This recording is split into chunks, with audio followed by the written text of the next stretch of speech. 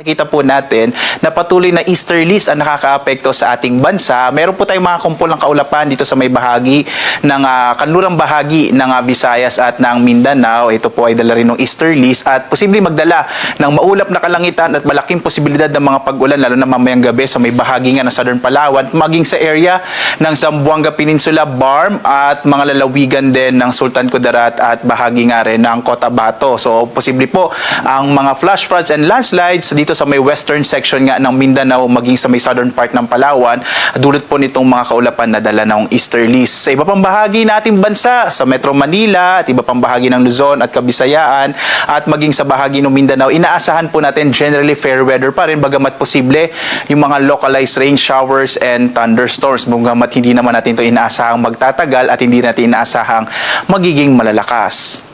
Samantala, mapapansin po natin patuloy nating minomonitor itong bagyo sa labas ng Philippine Area of Responsibility na may international name na Hagupit. Huling namataan ang sentro ng bagyong Hagupit, international name niya po yan, nasa 1,385 kilometers silangan ng northeastern Mindanao. Sa ngayon, taglay niya yung pinakamalakas na hangin, umaabot ng 85 kilometers per hour malapit sa gitna.